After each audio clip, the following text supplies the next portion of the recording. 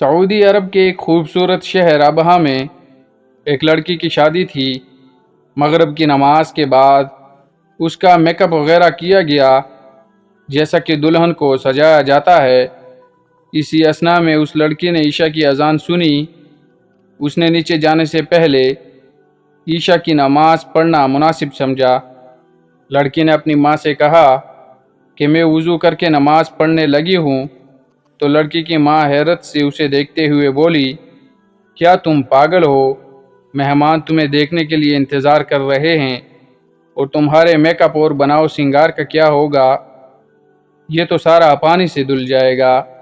میں تمہاری ماں ہوں اور تمہیں نماز نہ پڑھنے کا حکم دیتی ہوں۔ اور کہا، واللہ اگر تم نے ابھی وضو کیا تو میں تم سے ناراض ہو جاؤں گی۔ بیٹی نے کہا، اللہ کی قسم، میں یہاں سے تب تک نہ جاؤں گی جب تک نماز ادا نہ کر لوں۔ میں کسی کو خوش کرنے کے لیے اپنے اللہ کی نافرمانی نہیں کر سکتی۔ اس کی ماں نے کہا، مہمان تمہیں میک اپ کے بغیر دیکھ کر کیا کہیں گے؟ وہ تمہارا مذاق اڑائیں گے اور تم کسی کو بھی اچھی نہیں لگو گی۔ لڑکی ماں کی بات سن کر مسکراتے ہوئے بولی، آپ اس لیے پریشان ہو رہی ہو کہ میں لوگوں کی نظر میں خوبصورت نہیں لگوں گی، لیکن میں تو اپنے پیدا کرنے والے کی نظر میں خوبصورت بننا چاہتی ہوں۔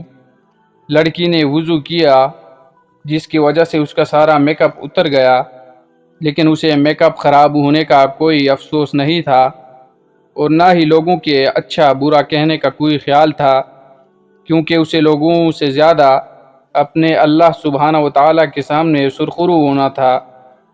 اس نے نماز شروع کی اور حالت سجدہ میں وہ لطف پایا جو بہت کم لوگوں کو نصیب ہوتا ہے۔ اسے تو پتہ بھی نہیں تھا کہ یہ اس کی زندگی کا آخری سجدہ ہوگا۔